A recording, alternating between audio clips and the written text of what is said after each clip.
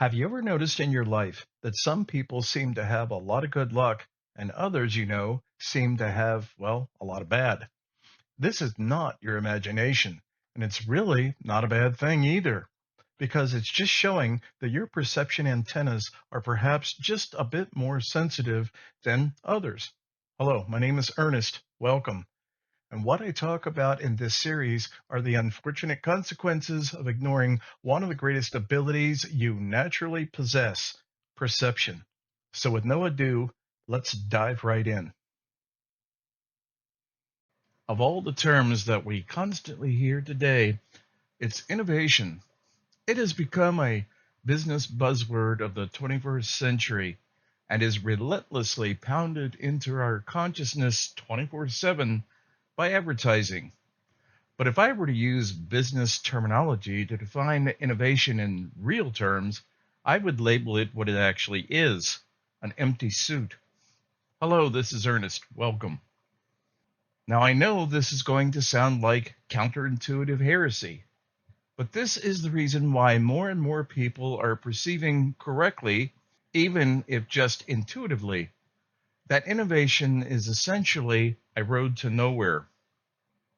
The reason why is although we have certainly made great technological progress, even in just the last 20 years, we as individuals are even more isolated and miserable because technological progress is not the same as sociological or spiritual progress.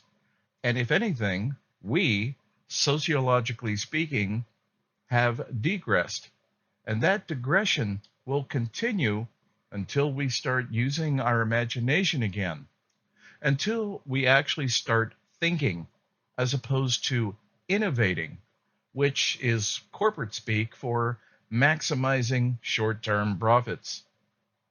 I could offer countless examples of this, but let's take the Wright brothers for example, Orville and Wilbur Wright. Much, of course, has been said about them, but their main claim to fame being the men generally credited with inventing, building, and flying the world's first successful airplane. They made the first controlled, sustained flight of an engine powered, heavier than air aircraft with the Wright Flyer on December 17th, 1903, near Kitty Hawk, North Carolina, man's first truly successful engine-powered flight. Yet what I have heard repeatedly in documentaries as well as narration by supposed authorities, aeronautical engineers and such, is they speak of the Wright brothers as true innovators, which tells me they either don't understand the actual definition of innovation or they are deliberately being disingenuous. What the Wright brothers actually were self-taught engineers, bicycle sellers and repairers, but they were also primarily dreamers. And in order to dream, you have to have a good amount of imagination, which of course is also tied to a high level of perception. And as I have said many times before, all of these things work synergistically. But as soon as you try to change all that into innovation, that is, as the old saying goes, like putting the cart before the horse.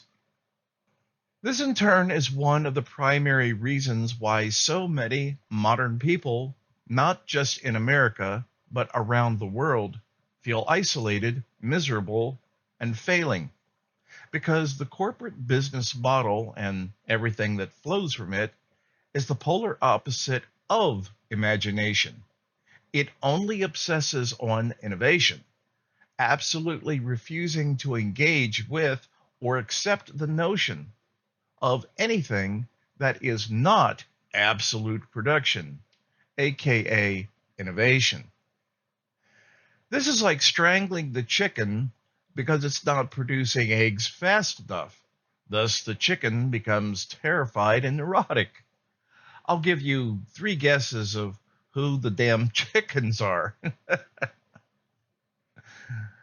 This is the reason why I will never, at least as long as it's within my power, use an AI voice. I could, and quite a few people have suggested that I do so. But I would feel very disingenuous if I did that, since I feel it's very important to have a human connection with those who listen to me. And the same applies concerning script. When using a script, I never use an AI script.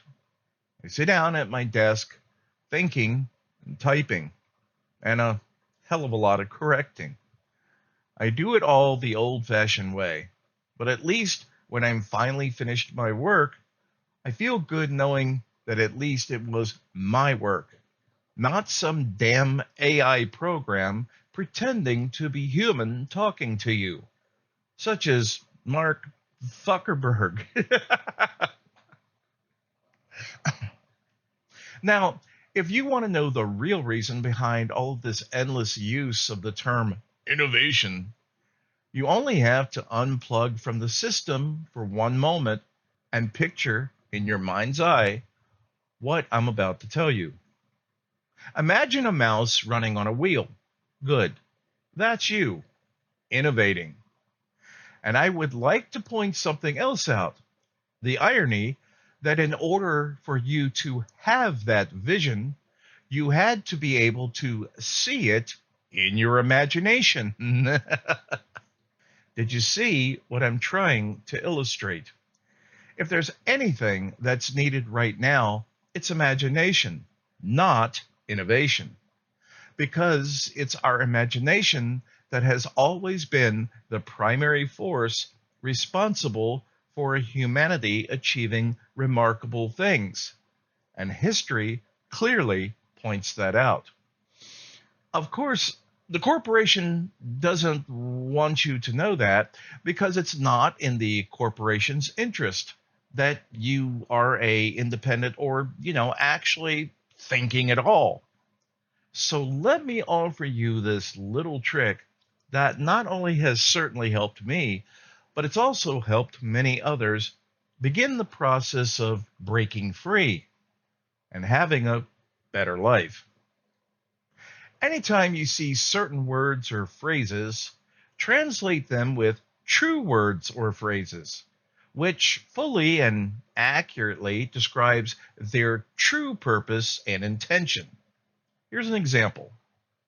Our highly skilled team of professional business entrepreneurs excel in innovative techniques and aggressive market acquisition strategies. That would be accurately translated as our highly skilled team of corporate owned professional legal criminals excel in finding every legal loophole imaginable to crush competition from local businesses, then purchase those crushed local businesses for pennies on the dollar, ensuring eliminating local customer choice through perpetually expanding total local and regional market domination. Ah, damn, isn't it nice to fucking actually hear the truth? I can absolutely assure you, once you start doing this, not only do you get better and better at it, but the realization of what is actually being actually said becomes really quite funny. Man, I don't mean funny in the sense that what they're doing is at all humorous, but the fact that you are able to decode the nonsense and deception and not only protect yourself from their deliberate plans to steal from and manipulate you, but you can also help others to protect themselves from them. So you could quite deservedly think of yourself as a modern day Robin Hood, protecting your family and friends from the evil sheriff of Nottingham. And just think, all of this is possible by simply reactivating what corporate America doesn't want you to reactivate: your imagination, your ability to think. And speaking of imagination, I'm imagining a world where hundreds, thousands, millions are subscribing and hitting the notification bell, not just because they want this channel to grow, but because they understand that I really do care.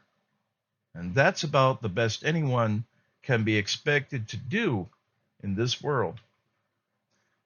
Until next Monday or Friday, this is Ernest, and I usually always am.